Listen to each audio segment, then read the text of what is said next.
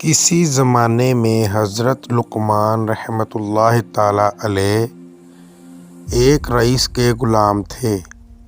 ایک دن رئیس نے انہیں حکم دیا، ایک بکری ذبح کرو اور اس میں جو سب سے اچھی چیز ہو پکا کر لے آؤ۔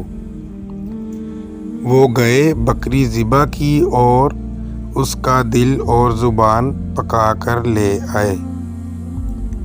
دوسرے دن رئیس نے پھر حکم دیا، ایک بکری ذبح کرو اور اس میں جو سب سے بدترین چیز ہو وہ پکا کر لے آؤ۔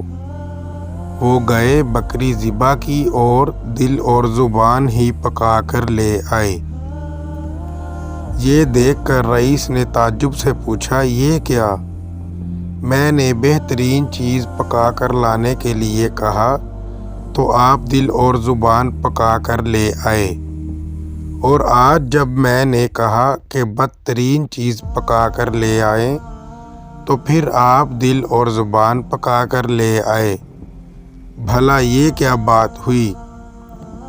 اس پر حضرت لقمان رحمۃ اللہ تعالیٰ علیہ نے فرمایا، جناب، اگر یہ دونوں چیزیں صحیح ہوں تو بہترین چیزیں ہیں، اور اگر یہ دونوں چیزیں خراب ہوں تو پھر بدترین بھی یہی ہیں۔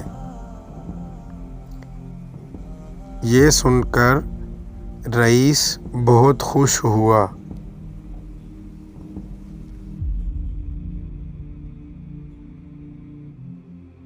مزید اچھی ویڈیوز کے لیے چینل کو سبسکرائب کر دیں۔ شکریہ۔